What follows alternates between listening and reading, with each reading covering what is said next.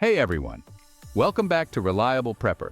Today we're tackling a topic that's absolutely essential for anyone serious about prepping: bugging in. Now, this isn't just about stockpiling supplies or creating a secure space. It's about how to effectively shelter in place during a crisis, avoid critical mistakes, and make the most out of your resources.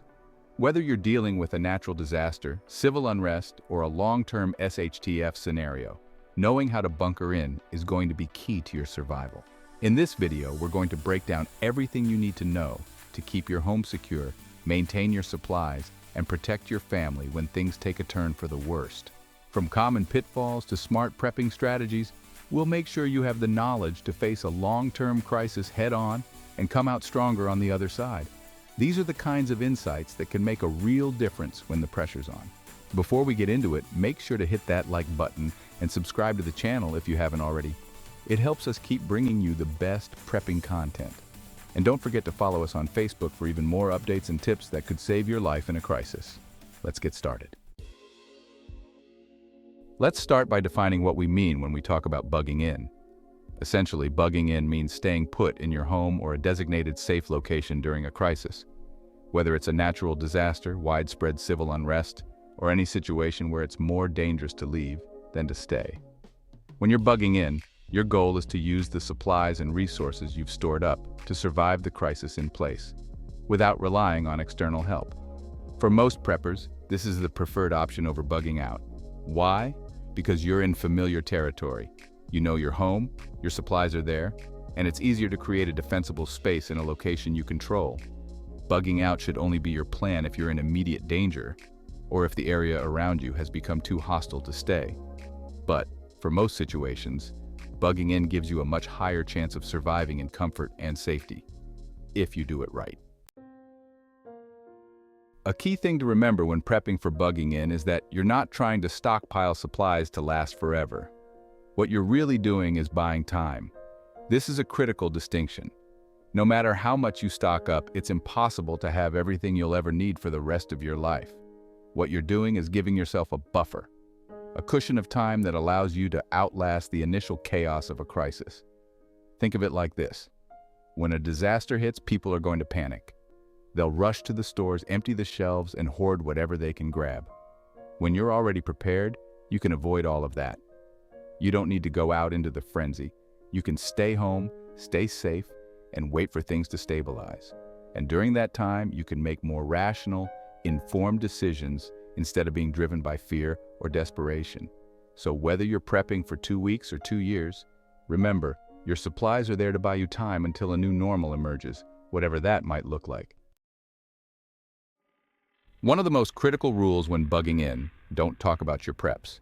We've all heard the old saying, loose lips sink ships, and it couldn't be more true when it comes to prepping. Sharing information about your preparedness can quickly make you a target. The fewer people who know about your supplies, the better. Here's the thing. In a crisis, people are going to be scared, hungry, and desperate. Your neighbors, who maybe haven't prepared as well as you, will see your home as a potential lifeline. Even people who are normally friendly can turn dangerous when their families are starving. You don't want them to know you've got stockpiles of food, water, or other essentials. Keep it quiet, and avoid showing off your preparations to anyone outside of your immediate trusted circle. And this doesn't just apply to talking, it applies to what people can see as well. You want to avoid drawing attention to the fact that you're a prepper. We'll get into more specifics on how to do that in the next section, but the key takeaway here is discretion is your best defense. Now, let's build on that last point. Keeping quiet isn't just about what you say, it's also about what people can see. One of the biggest mistakes you can make is allowing your home or yard to scream, "I'm a prepper." If you've got a rain catchment system set up or solar panels for backup power, great. Those are essential tools for survival, but try to keep them as low-key as possible. You don't want to give your neighbors, or worse, passing strangers, the impression that you're better prepared than they are. In a crisis, that's a sure way to make yourself a target. Even something as simple as unloading groceries or supplies can draw unwanted attention. If you're bringing in bulk food or other resources, do it at night when fewer people are watching, or pull your vehicle into the garage to unload. And if you have things like water barrels or backup generators, try to store them out of sight. The goal is to keep your preparations as invisible as possible. Let's move on to security. A simple, effective security measure you might not have thought about is a dog. Now, I'm not saying you need to go out and get a massive guard dog, although breeds like German Shepherds or Rottweilers can certainly be a great addition to your security setup. Even smaller dogs like terriers or pugs can act as an early warning system. They're alert, they'll bark at unusual activity, and that can give you the heads up you need to investigate further. Dogs have incredible senses, hearing and smell far beyond what humans can detect. If someone is approaching your property or if there's suspicious activity nearby, a dog will often alert you long before you'd notice it yourself. It's a simple but effective layer of security that doesn't rely on technology or electricity. Plus, they offer companionship, which can be a huge morale booster in a long-term situation. Just remember, owning a dog comes with responsibilities. You'll need to make sure you've stockpiled enough food and supplies for them too. And if you're in an apartment or don't have a lot of space, you might want to consider a smaller, more manageable breed that still offers that valuable early warning function. While dogs are a great asset, they shouldn't be your only line of defense. In a true SHTF scenario, you need a multi-layered security approach. Let's talk about combining modern security systems with low-tech solutions. If you're lucky enough to still have power, modern security systems like cameras, motion sensors, and alarms are incredibly useful. Systems like Ring or Simply Safe allow you to monitor your property in real time and receive alerts directly to your phone. But remember, these systems rely on electricity, so if the grid goes down, they won't be reliable for long. That's why you also need to think about low-tech security solutions. Simple things like tripwires or perimeter alarms can give you advanced warning if someone is approaching your home. Even something as basic as wind chimes near windows or doors can alert you to movement when it's otherwise quiet. Reinforce doors with additional locks or barricades and make sure windows are secured with dowels or bars. Another great option is solar-powered security lights that can be triggered by motion. Even if the power is out, these can light up the outside of your home and potentially scare off intruders. The key here is layers. Don't rely on just one method of securing your home. Leaving your home during a crisis should be a last resort. However, there may come a time when you have no choice. Maybe you need more supplies, or there's an immediate threat that requires you to evacuate. Whatever the reason, leaving your home is risky, and you need to take precautions. First and foremost, never leave your home unattended if you can help it. If you're bugging in, your home is your fortress. It's where your supplies are, where you're safest. If you leave it unguarded, you risk losing everything. If possible, always have someone stay behind to guard the property while others leave for necessary tasks. If you do have to leave, make sure you're prepared for what could happen while you're gone. Secure your doors and windows as much as possible, and leave minimal signs that the house is empty. You don't want to come back to find that everything you've worked for has been taken. Now let's talk about one of the most critical resources in any survival scenario, water. You can only survive about 3 days without water. And in a long-term crisis, water will be one of your top concerns. The best case scenario is that you have a reliable water source on your property, like a well, a pond, or a rain catchment system. If that's the case, you're in a much better position. But for most people, a natural water source isn't an option. That's why it's essential to have a backup plan. A rain catchment system is a great way to collect water, but you'll need a way to store and purify it. Those large blue barrels work well for water storage, but make sure they're food grade and properly sealed to avoid contamination. And don't forget, water is heavy, 8 pounds per gallon, so transporting it can be a challenge. Having a few smaller portable containers is a good idea for moving water around if necessary. No matter where you get your water, make sure you have a way to purify it. Boiling is the most basic method, but having a high-quality water filter on hand is even better. You can also use water purification tablets or unscented bleach in a pinch. Just remember, water is life, so never underestimate its importance. Once you have water, the next step is rationing it carefully. In a grid down or long-term crisis, water will likely be scarce, and you'll need to make it last. This isn't the time for long showers or washing the car. Drinking water should always be your top priority, followed by cooking and sanitation. If you have a rain catchment system, Make sure you're regularly checking and maintaining it so that you can collect as much water as possible when it rains. And if you don't have an immediate water source on your property, you need to be aware of where you can get water nearby, whether that's a stream, lake, or other natural source.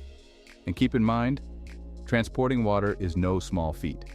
If you're getting water from a natural source, make sure you have containers that are easy to carry, and always be aware of security risks. Natural water sources can attract both animals and people, so it's crucial to stay vigilant.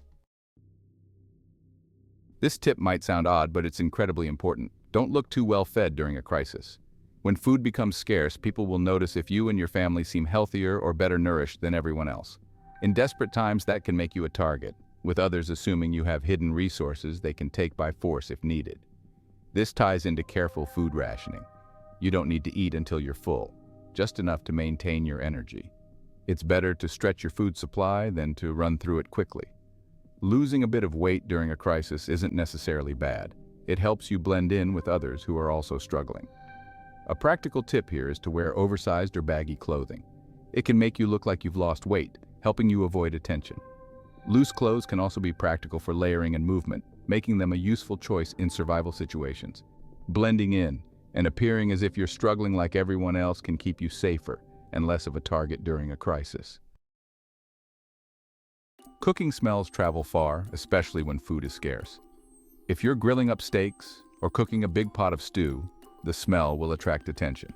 Hungry people are going to notice those smells, and in a desperate situation, that could be all it takes to bring them knocking at your door, or worse. So, how do you cook without drawing attention?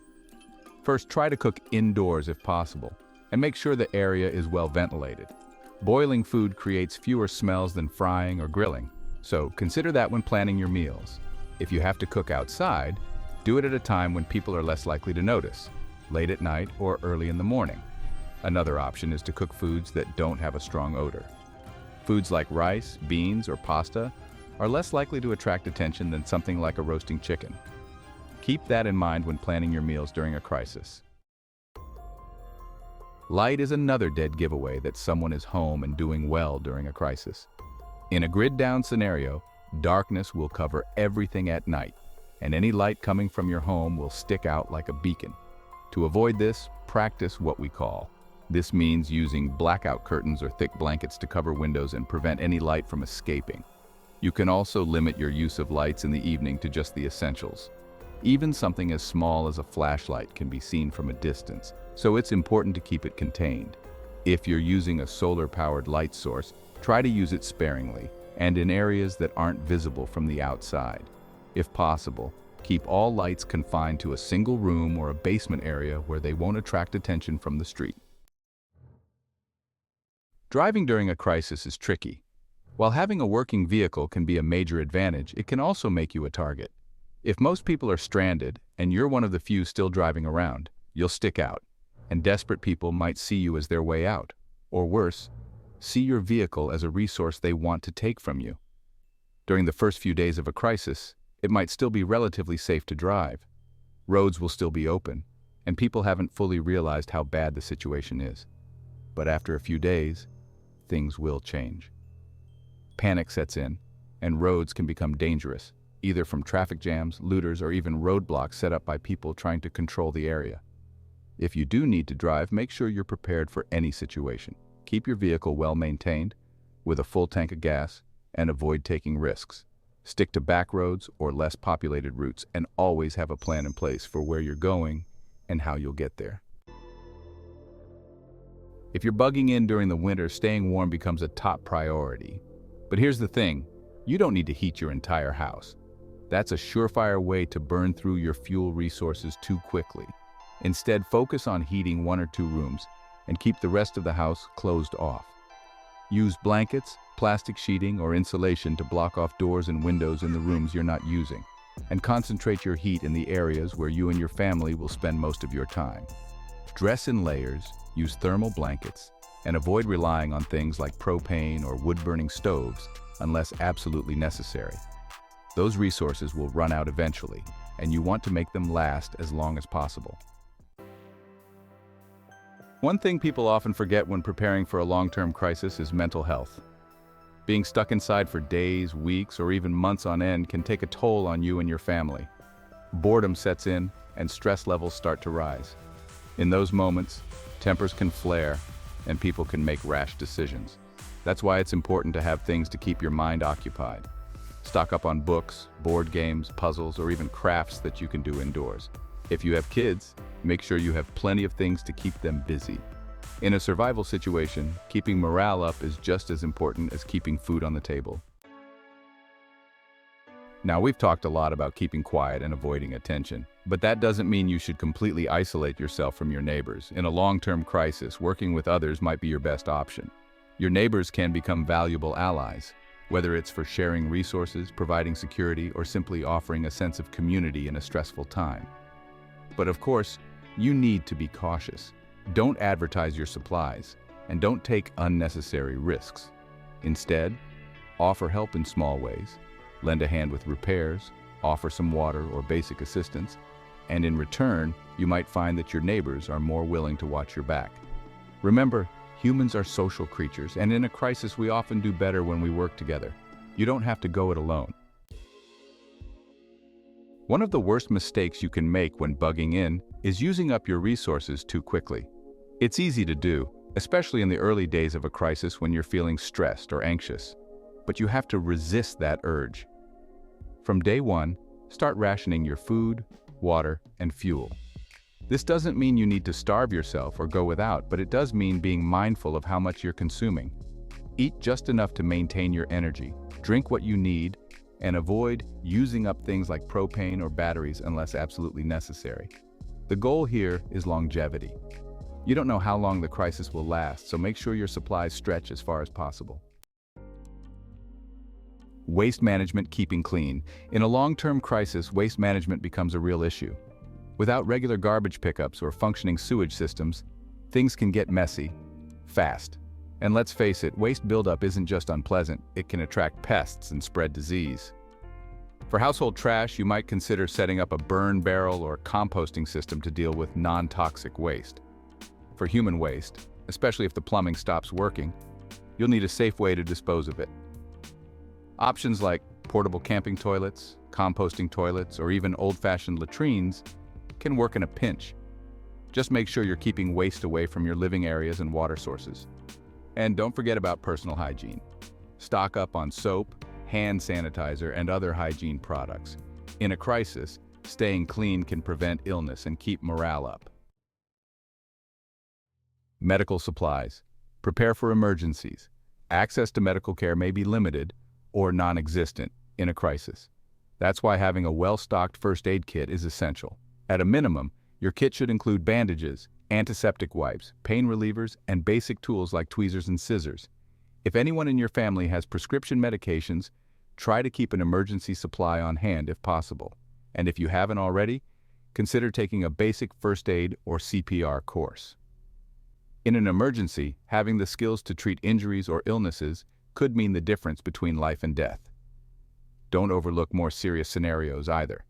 If you're dealing with infections, burns, or broken bones, you'll need to know how to treat them yourself. That's why first aid knowledge is just as important as having the supplies.